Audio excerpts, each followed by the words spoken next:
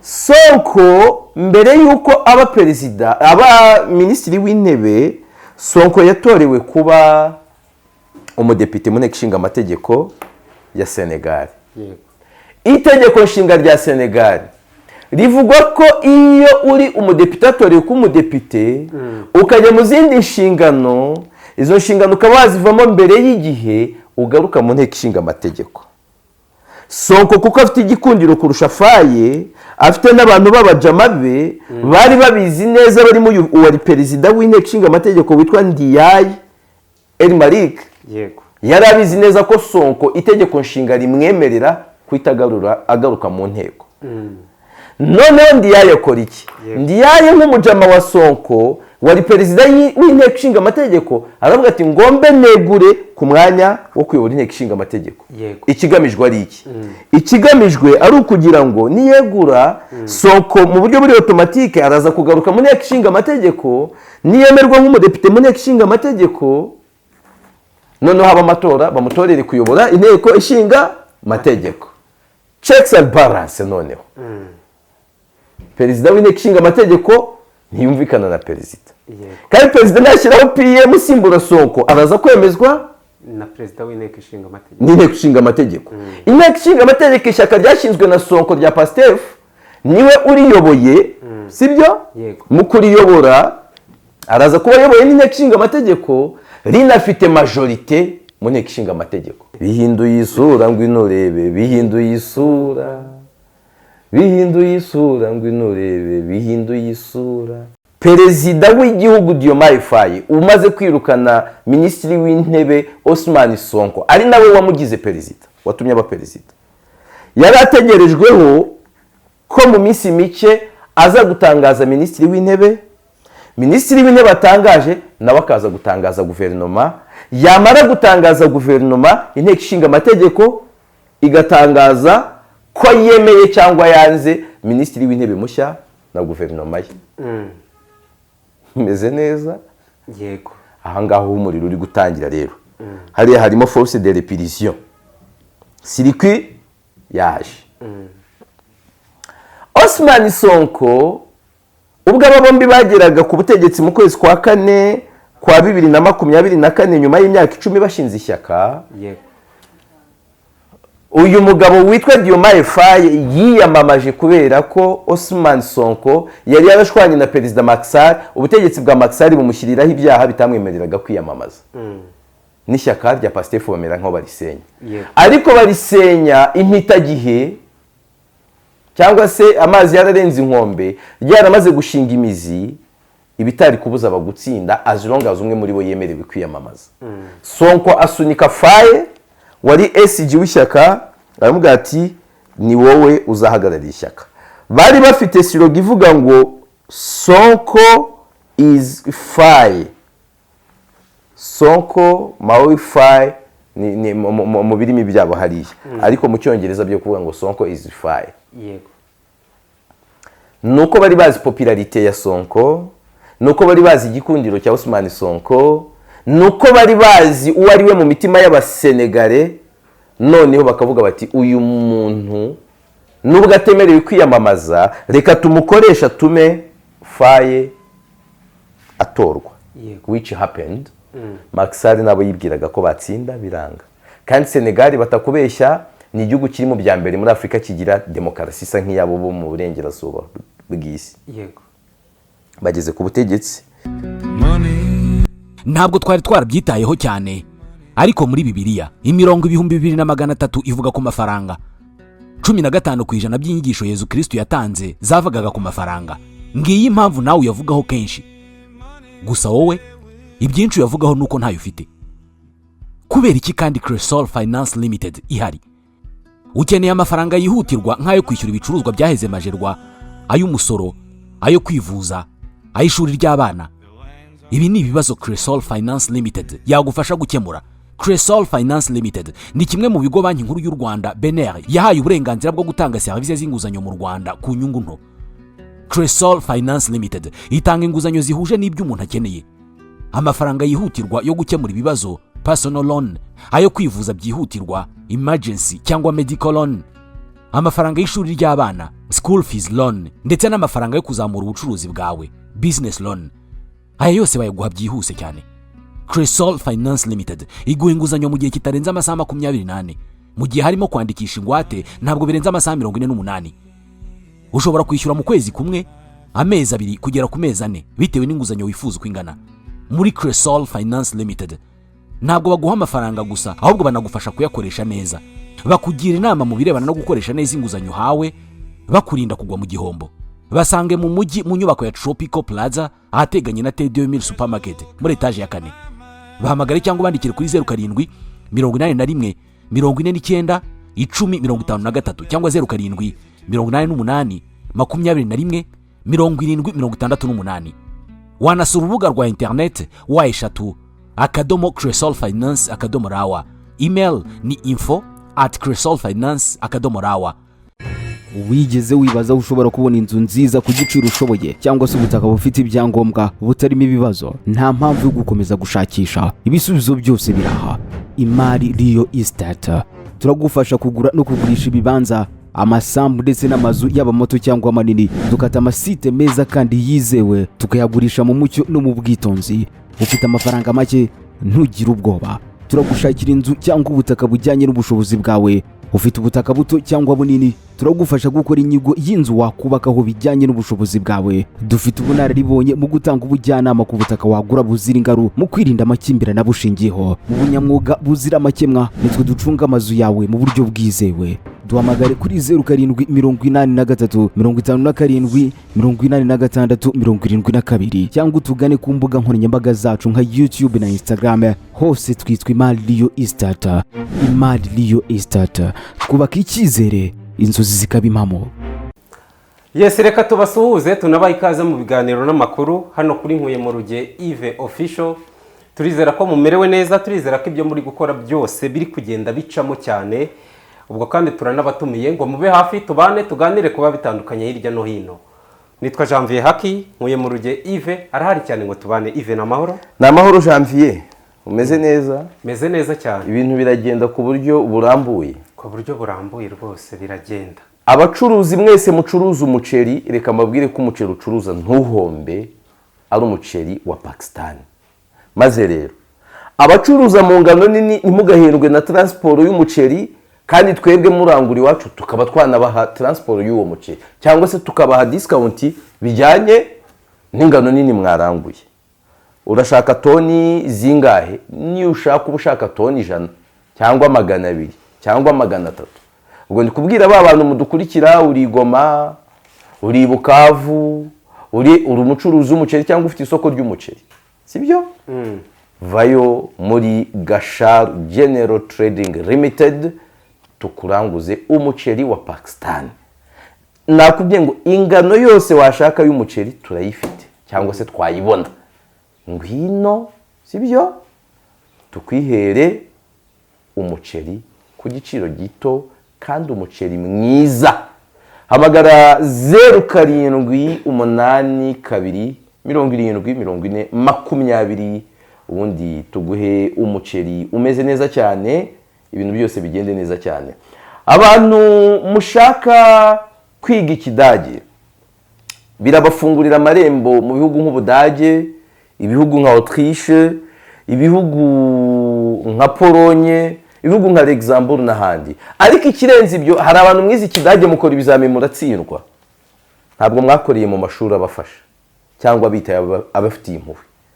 Iri shuri nkubwira ryitwa DH Plan Hub, ni ishuri ryigisha Ikidage rikanagira centre ya examen y'Ikidage. DH Plan Hub, aha hantu higira Ikidage, ntabwo ari ba bantu bigisha Ikidage.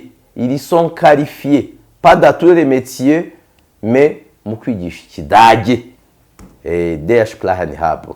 Hano ku Muhima impande ya BTN TV, bahamagara kuri 0790 13 ibintu bigende neza cyane.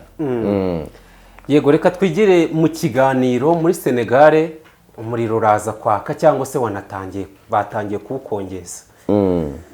Abadepite hano hari itangazo n'ubundi ryashyizwe hanze n'inteko ishinga amategeko y'igihugu cya Senegal. yego Baravuga ko abadepite batumiwe mu nama rusange izaba ku wa kabiri ubwo n'ejo saa 3 za mu gitondo, hagamijwe gusubiza Ousmane Sonko ku mwanya w'umudepite ku murongo w'ibyigwa, ntabwo ari ku murongo w'ibyigwa mu nteko ishinga amategeko. yego yego harimo kureba Harimo ukwiga uko Ousmane Sonko agaruka mu nteko ishinga mu amategeko. nteko ishinga amategeko, hakabamo n'ubundi no gutora perezida mushya w'inteko ishinga amategeko Aho ya rero. Senegal. Ehe. Ibi bikaba bibaye n'ubundi nyuma y'uko ku itariki 23 yego uyu Ousmane Sonko yegujwe ku mwanya wa minisitiri w'intebe. okay Hanyuma kuri 24 bikurikiyeho Yego. perezida w'inteko ishinga amategeko aregura. yego Hano mu by'ukuri hari iki muri Senegal? Niki Diomaye Faye perezida wa Senegal ashobora kuza gukora kuri iyi nshuro? hariya hari umukino w'injangwe n'imbeba, hari intambara ya nzi kwibana nzi kurinda, hariya umugabo ari guhiga undi ubutwari, bityo ni ibihe byo gutabarana. hariya abakurikiranye ya nanga ya Rwanyonga na Rwabugiri, agapingane kari kuri kora. Ndabihera hano mbikegete cyangwa mbiheregete mbisubiza inyuma. Yego. Janvier uti ku itariki 23 z'ukwezi kwa gatanu perezida wa Senegal Diomaye Faye yirukanye Ousmane Sonko ku mwanya wa chef wa guverinoma, minisitiri w'intebe. Ibyo byari bisobanuye ko ubwo na guverinoma yisheshe cyangwa se ayisenye. Agani wa mwana ati uzafana gasogi kugeza ryari, ati kugeza iswenyutse. Nawe yarayiswenyuye. Yego. Nyuma yo kuyiswenyura hari hakurikiye iki? Perezida w'igihugu Diomaye Faye umaze kwirukana minisitiri w'intebe Ousmane Sonko, ari nawe wamugize perezida, watumye aba perezida, yari ategerejweho ko mu minsi mike aza gutangaza minisitiri w'intebe. Minisitiri w'intebe atangaje nawe akaza gutangaza guverinoma, yamara gutangaza guverinoma inteko ishinga amategeko igatangaza ko yemeye cyangwa yanze minisitiri w'intebe mushya na guverinoma ye. Meze neza? Yego. Aha ngaho umuriro uri gutangira rero. Hariya harimo force de repulsion, circuit yaje. Ousmane Sonko ubwo aba bombi bageraga ku butegetsi mu kwezi kwa kane kwa 2024 nyuma y'imyaka 10 bashinze ishyaka. Yego. Uyu mugabo witwa Diomaye Faye yiyamamaje kubera ko Ousmane Sonko yari yarashwanye na perezida Macky Sall, ubutegetsi bwa Macky Sall bumushyiriraho ibyaha bitamwemereraga kwiyamamaza. N'ishyaka rya Pastef bamera nko barisenya. Ariko barisenya impitagihe cyangwa se amazi yararenze inkombe, ryaramaze gushinga imizi, ibitari kubuza abagutsinda as long as umwe muri bo yemerewe kwiyamamaza. Sonko asunika Faye wari SG w'ishyaka, aravuga ati ni wowe uzahagararira ishyaka. Bari bafite slogan ivuga ngo Sonko is Faye, Sonko Maui Faye, ni mu birimi byabo hariya. Ariko mu cyongereza byo kuvuga ngo Sonko is Faye. Yego. Nuko bari bazi popularite ya Sonko, nuko bari bazi igikundiro cya Ousmane Sonko, nuko bari bazi uwo ari we mu mitima y'abasenegale. Noneho bakavuga bati uyu muntu nubwo atemerewe kwiyamamaza, reka tumukoresha tume Faye atorwa. Which happened. Macky Sall nabo yibwiraga ko batsinda biranga. Kandi Senegal batakubeshya ni igihugu kiri mu bya mbere muri Afrika kigira demokarasi isa nk'iyabo bo mu burengerazuba bw'isi. Yego. Bageze ku butegetsi. Mu kugera ku butegetsi batangiye rwose Faye yishimira Sonko inshuti ye. Buriya Faye agira umwana witwa amazina ya Sonko, afite umwana Faye uriyubona perezida wa Senegal. Afite umwana witwa Ousmane Sonko Faye.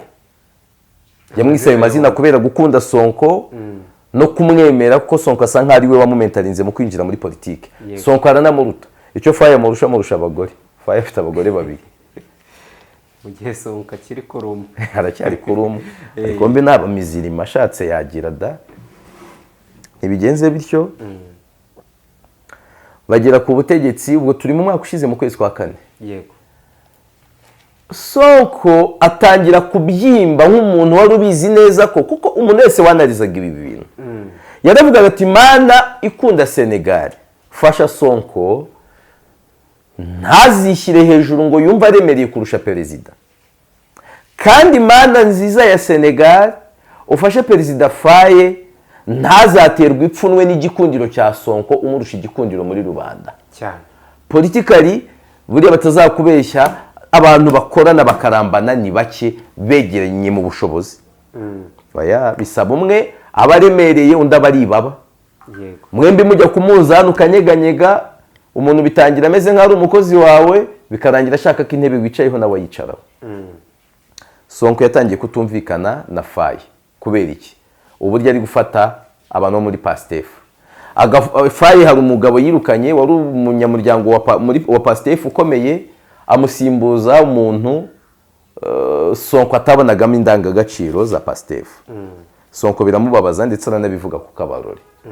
Bidateye kabiri mu kwezi kwa 2 Sonko yiyise izina ngo I am the guardian of revolution, suis le gardien de la révolution.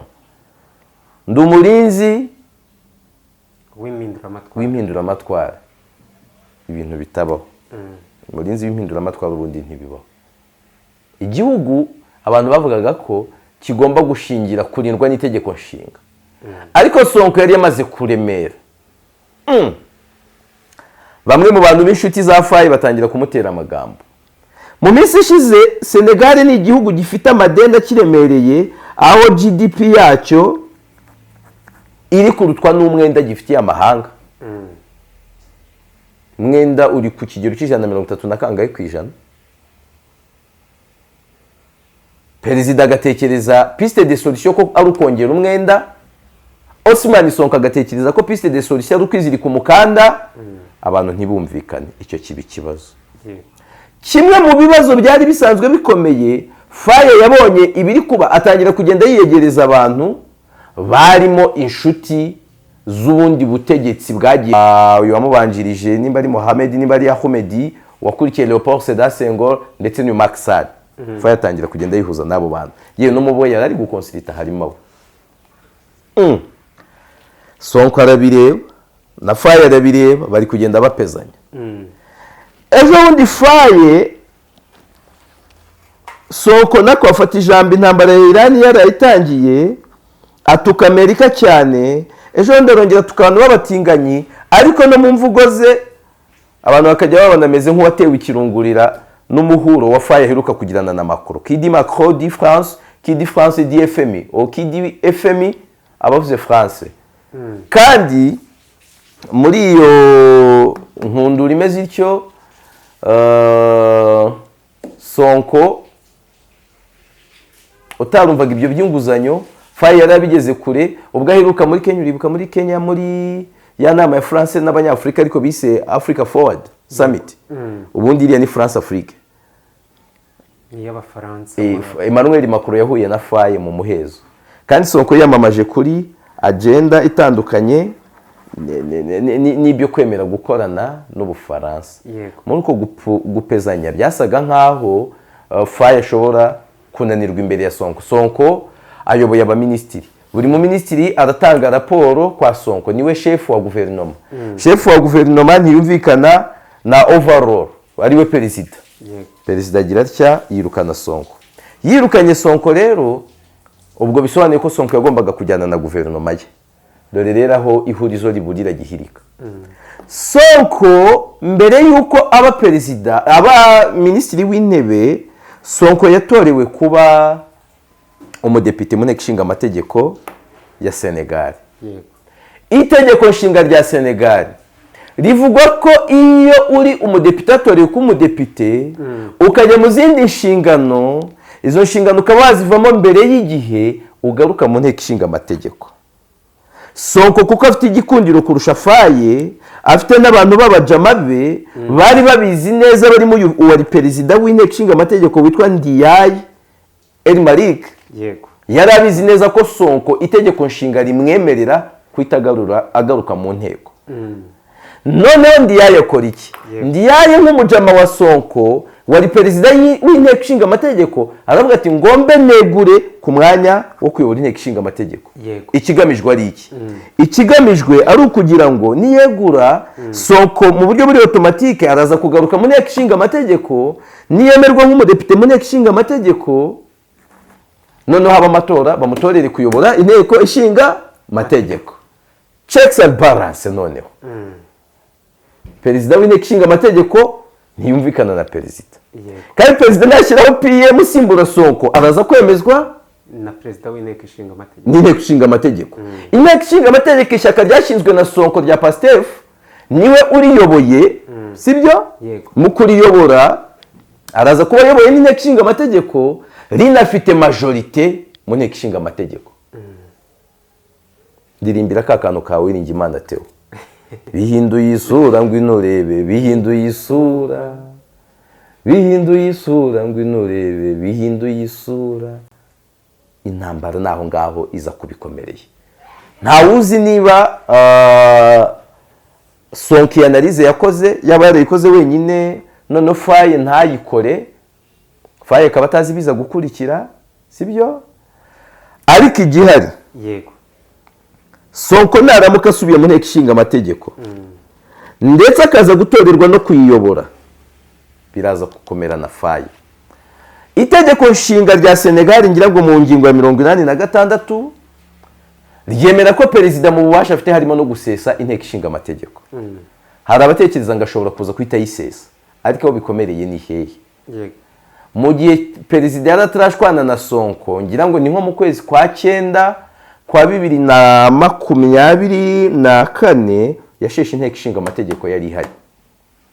Itegeko nshinga rivuga ko perezida aba yemereye gusesa inteko ishinga amategeko nibura imaze imyaka 2 ikora. Bivuze ngo kugera mu kwa 9 ubanza ni mu kwa 11 perezida Faye nta burenganzira azaba afite bwo kuba yasesa inteko ishinga amategeko. Ibyemezo bye Sonko naza gutorerwa kuyobora inteko ishinga amategeko azaba yemereye kubirwanya no kubica intege kugeza icyo gihe, kandi nanayisesa akaba yapanga snap elections, nta cyizere cyangwa se nta garanti 100% azaba afite yo gutsinda Pastef. Niyo mpamvu nkubwira ngo igihugu cya Senegal kigiye kujya muri dueli cyangwa mu ntambara ikomeye hagati y'ibishyitsi bibiri. Ibihanga bibiri mu nkono imwe byanze guhiramo. Ukomeje ku kantu k'Ubufaransa n'ubundi kimwe mu bihugu bibarizwa hariya mu burengerazuba bw'isi, nk'uko wari uvuze politike yo muri Senegal isa nkaho yubakiye n'ubundi kuri politike n'ubundi yo mu bihugu byo mu burengerazuba bw'isi, kuri diplomasi isa nko mu burengerazuba bw'isi. Yego. Uyu Diomaye Faye uti yaganiriye na Emmanuel Macron ubwo bari muri Kenya muri nama ya African Forward. Yego. Mu muheso.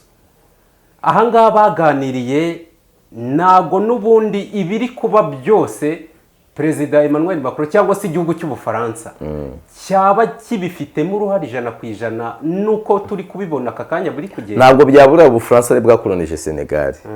Bagiranye n'ibibazo bitandukanye, ariko Sonko ni ikibazo kuri France cyane.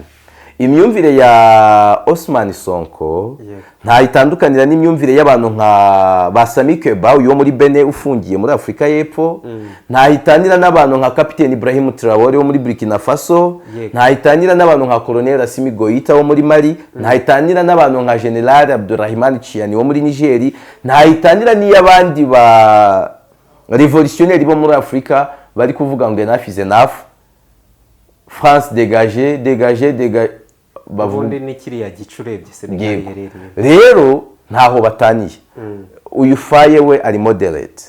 Niyo mpamvu Ubufaransa kububona muri ibi bintu kuko ntibushaka gutakaza Senegal, ni igihugu kivuga igifaransa, ni igihugu bakolonije, ni igihugu kiri mu bihugu noneho Ubufaransa bwakishimira kuba umwambari wabo kuko nibura bagira demokarasi. Baragerageza mu kantu ka demokarasi. Mu bihugu bya Afrika bavuga ngo bigerageza muri demokarasi, Senegal est parmi les meilleurs. Rero kuba umuntu yatekereza mu Bufaransa ntibyabura.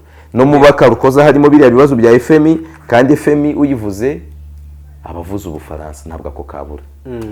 Hanyuma mu mboni zawe dukurikije uko ibintu bihagaze magingo aya n'uburyo ubitubwiyemo kuva ku ntangiriro yabyo kugera aka kanya uko biri n'igishoboka, urabona kudeta ishoboka mu gihugu cya Senegal? Simbona kudeta ishoboka, ntayo mbona, simbona ishoboka, ariko imyigaragambyo irashoboka, yahirika Faye cyangwa akegura, ariko no gufunga Sonko birashoboka, imyigaragambyo ikaba bakaba bazayihosha.